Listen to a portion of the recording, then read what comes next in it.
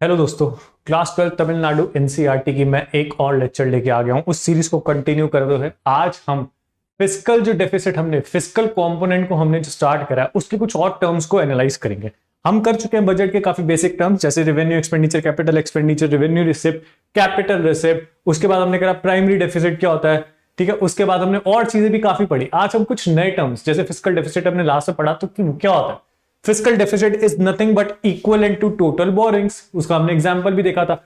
आज हम कुछ और टर्म्स को एनालाइज करते हैं। जैसे पहला टर्म जो इसमें होगा, पहला टर्म जो इसमें होगा वो होगा effective revenue deficit.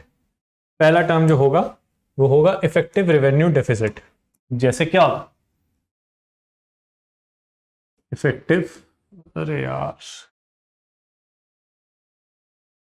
Revenue deficit तो आपको पता होगा जब रेवेन्यू कैपिटल एक्सपेंडिचर नहीं, रेवेन्यू एक्सपेंडिचर जब ज्यादा हो जाता है रेवेन्यू रिसिप्ट से तो वो रेवेन्यू डेफिसिट हो जाता है, वो रेवेन्यू डेफिसिट हो जाता है। डेफिसिट का मतलब ही होता है कमी, मतलब आपने खर्चा ज्यादा कर दिया लेकिन आपकी उतनी इनकम थी नहीं तो डेफिसिट है। वो आप कहां से फुलफिल करेंगे। मान लीजिए अगर मेरी इनकम 100 रुपए है और मैंने खर्च 120 रुपए कर दिए तो मैं क्या करूंगा, या तो अपनी सेविंग से लूंगा या तो किसी से बोरो करूंगा, सिंपल। तो अब सेम हिसाब यहां पर है। अब एक टर्म है effective revenue deficit. Effective revenue deficit क्या होता है effective revenue deficit. Effective revenue deficit के दो सिंपल इंस्टांस है। सिंपल इंस्टांस क्या इफेक्टिव रेवेन्यू डेफिसिट का मतलब रेवेन्यू डेफिसिट से आप वो चीज माइनस कर दो जो ग्रांट मिला था एसेट क्रिएशन के, सिंपल। अब इसको ब्रेक कर, मैंने आपको कहा कि जैसे कैपिटल एक्सपेंडिचर है, एक होता है कैपिटल एक्सपेंडिचर। कैपिटल खर्चा वो खर्चा या तो जिससे मेरे एसेट्स इंक्रीज हो जाए, या तो जिससे मेरे एसेट्स इंक्रीज हो जाए, या तो मेरी लाइबिलिटीज कम हो जाए, या तो मेरी लाइबिलिटीज कम हो जाए, ठीक। अब एक खर्चा है रेवेन्यू एक्सपेंडिचर, ऐसा खर्चा जहां एसेट्स और लाइबिलिटी में कुछ इंपैक्ट ही नहीं आ रहा, सिंपल, जैसे सैलरी देना गवर्नमेंट एम्प्लॉइज की। अब रेवेन्यू एक्सपेंडिचर में एक और खर्चा भी आप इंक्लूड करिए, जैसे ग्रांट्स देती है सेंट्रल गवर्नमेंट स्टेट को, ग्रांट्स दिए सेंट्रल ने स्टेट को। उस स्टेट को जब ग्रांट दिए तो स्टेट ने क्या करा, वो उस ग्रांट से एसेट क्रिएट कर दिया। मान लीजिए एमजी नरेगा करके स्कीम है, एमजी नरेगा में रोड बन गई या पॉन्ड बन गया तो वो एसेट क्रिएट हो रहा है। सेंटर की तरफ से वो रेवेन्यू एक्सपेंडिचर था लेकिन स्टेट ने उसको यूटिलाइज करा एसेट क्रिएशन के लिए। एज अ रिजल्ट जब ये ऐसा चीज होता है कि यहां तो सेंटर ने तो रेवेन्यू एक्सपेंडिचर करा लेकिन स्टेट ने उसे एसेट क्रिएट कर दिया, तो वो चीज हम वो अमाउंट माइनस कर देते हैं रेवेन्यू डेफिसिट से, वो अमाउंट हम माइनस कर देते हैं रेवेन्यू डेफिसिट से। तो इफेक्टिव रेवेन्यू डेफिसिट क्या हुआ, रेवेन्यू डेफिसिट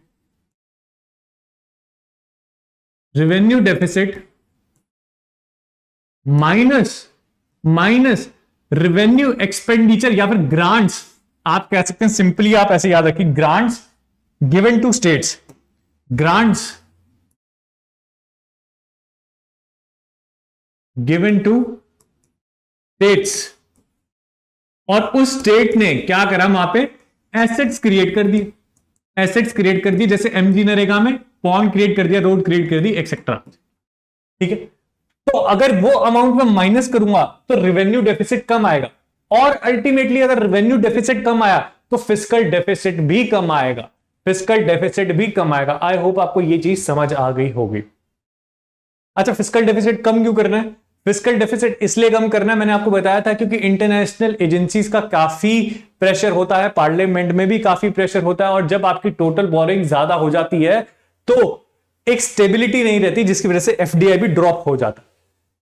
एक एक्ट है एफआरबीएम एक्ट, एक एक्ट है एफआरबीएम एक्ट। एफआरबीएम एक्ट 2003, उसका एक प्रोविजन है कि जनरल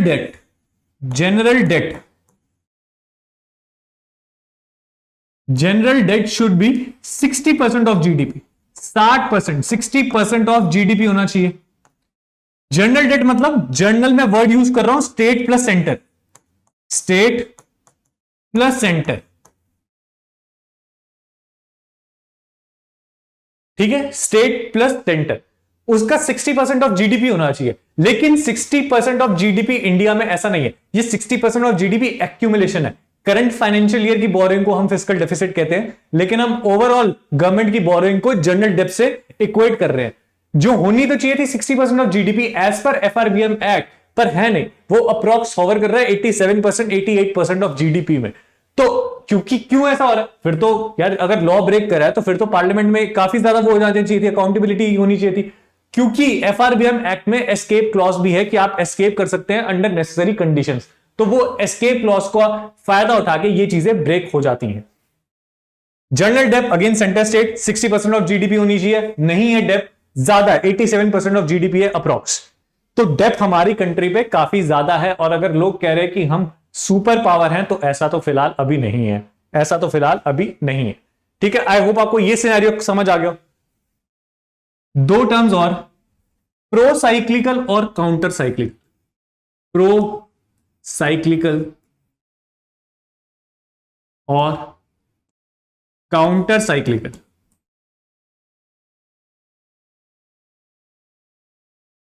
ठीक है, इसका मैं एक टेबल बनाता हूं। जैसे यहां चल रहा है बूम पीरियड, बूम मतलब एक ग्रोथ की तरफ, और एक चल रहा है recession, slow down.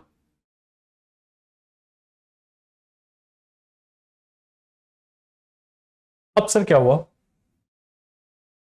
Pro cyclical क्या होता है? प्रो साइक्लिकल एक मोमेंटम होता है। मान लीजिए इकोनॉमी बूम हो रही है, बूम हो रही है, ग्रोथ हो रही है, तो उस हिसाब में क्या होना चाहिए? प्रो साइक्लिकल कहता है ठीक है, ये गवर्नमेंट का स्टांस है, stance of government, stance of government. मतलब अगर प्रो साइक्लिकल है और इस टाइम पे ज्यादा ग्रोथ हो रही है इकोनॉमी की, तो प्रो साइक्लिकल क्या करता है? गवर्नमेंट एक्सपेंडिचर इंक्रीज कर देता है, गवर्नमेंट का खर्चा इंक्रीज कर देता है, और टैक्सेस कम कर देता है, टैक्सेस कम कर देता है,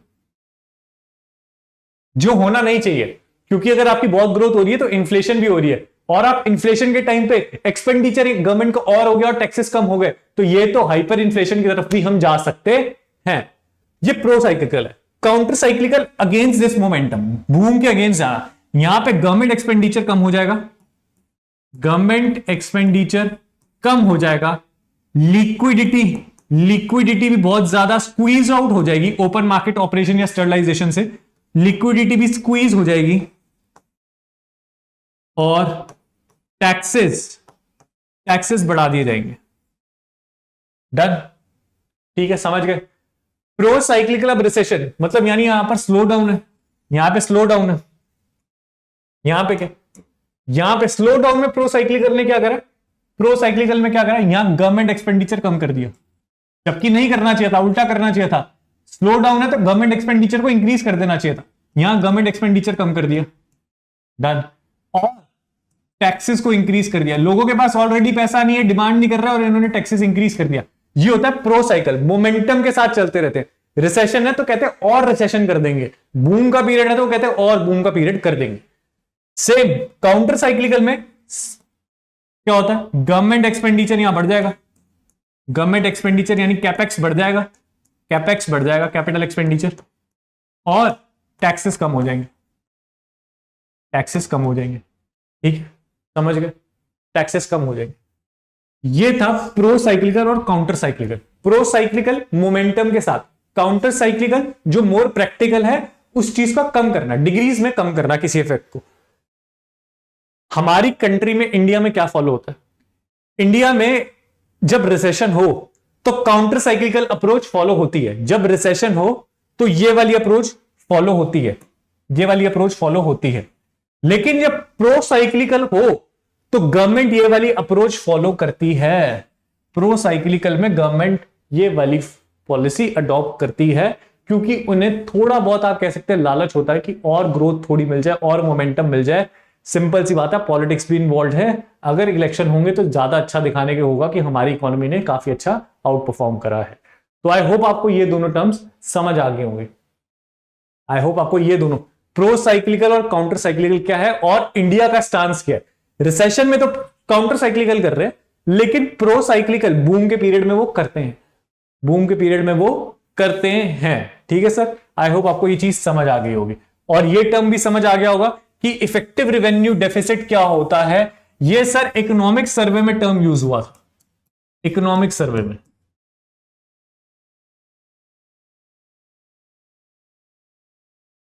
इफेक्टिव रेवेन्यू डेफिसिट क्या होता है? रेवेन्यू डेफिसिट से वो अमाउंट हटा देना जो सेंटर ने पहले तो रेवेन्यू एक्सपेंडिचर करा था लेकिन लेटर ऑन स्टेट ने उसे कन्वर्ट कर दिया एसेट्स में, तो मतलब वो इफेक्टिव एक कैपिटल की तरह यूज हुआ, कैपेक्स की तरह यूज हुआ, इसलिए रेवेन्यू डेफिसिट कम आता है, इसलिए रेवेन्यू डेफिसिट कम आता है। आई होप आपको ये टर्म समझ आ गए।